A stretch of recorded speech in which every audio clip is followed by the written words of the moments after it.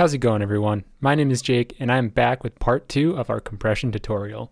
In this video, I'm going to apply what we went over in part 1, which will add a card in the top right hand corner if you haven't seen that yet. But I'm going to apply this information into a few common techniques that I use on a regular basis. As always, I love the feedback. You guys seem to find part 1 helpful, so I'm going to keep this series going, maybe talk about reverb next. Whatever it is, make sure you subscribe if you find these videos helpful, and more knowledge will come your way. So let's get into it.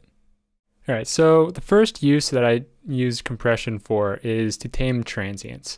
I briefly mentioned this in part 1 of this tutorial, but let's dig a bit deeper and discuss how this is done. So we know that a compressor detects when the signal is higher than your set threshold, and from here it engages and starts lowering the signal level. So to tame the transients of a signal, simply put, you want a fast attack time so that the compressor reacts in time to attenuate the signal. But keep in mind, if the transient is the only thing you want to tame, you will also want a fast release time, so that the sustain of the element does not engage the compressor as well. Exactly how fast you set these controls obviously depends on the instrument you're compressing.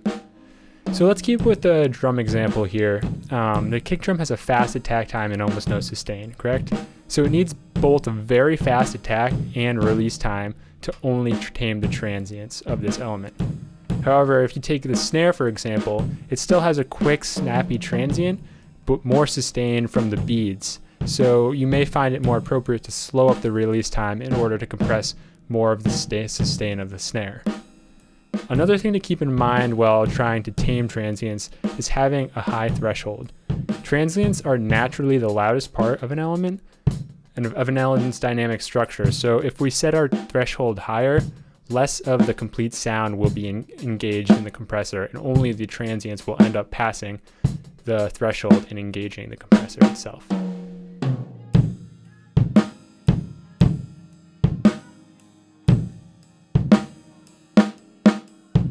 So we just talked about taming transients, but what if we want to go in the opposite direction and make the transients pop? You might actually find yourself more often than not wanting your drums to cut through the mix more so than being tamed. So what's the general formula for this? Because this application still has to do with the transient of a sound, we want to single out the dynamic characteristic by setting a high threshold.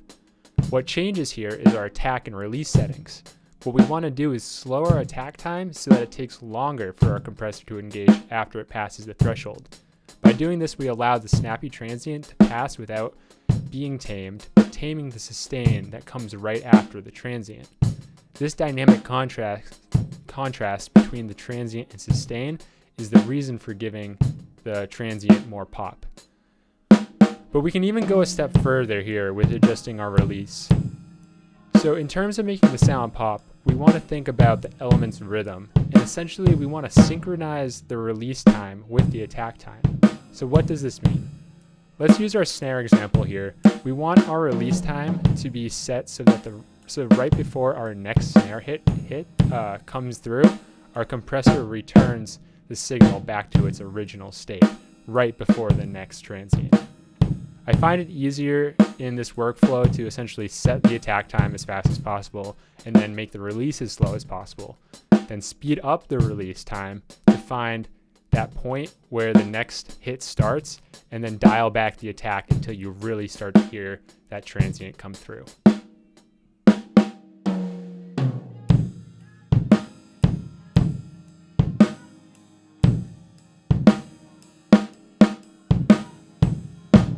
Alright, so the last two uses were based around the transient. But what about some applications for the sustain of an element? Let's talk about a very obvious use of compression that is sometimes overlooked. You know that sometimes you may actually need to just reduce the dynamic range of an element.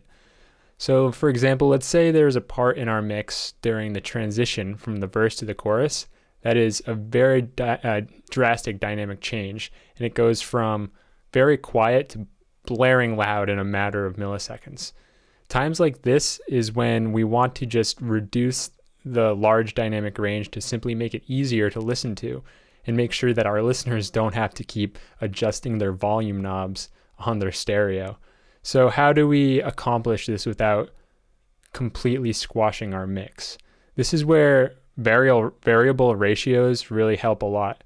The first thing that we want to make sure of is that our threshold is affecting more of our element. We want it to actually affect the sustain this time. So we want to definitely lower our threshold.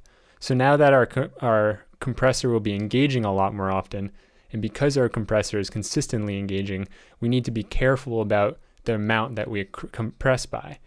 If we set our ratio to something like normal, around 3:1, we could end up completely flattening a sound because our signal is hitting, plus 12 dB or so over the threshold.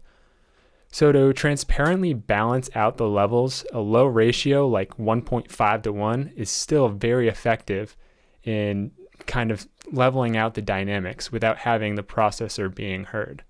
So when you want to simply level out the dynamics a bit, think low threshold so it engages often, and think low ratio so that the compressor is less intense.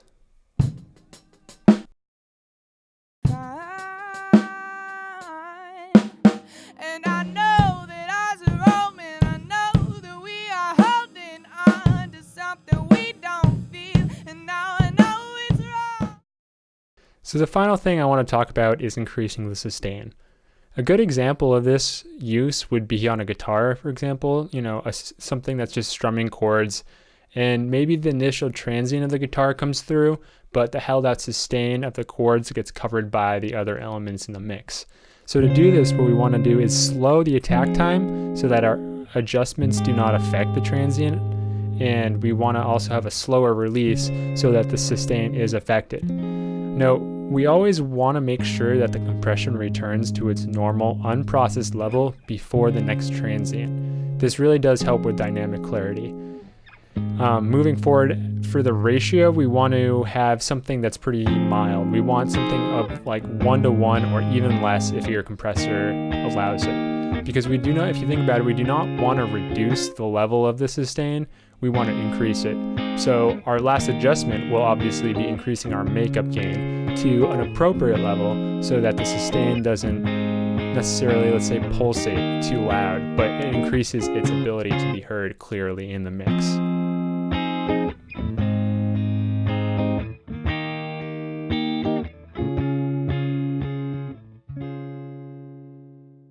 So there you have it.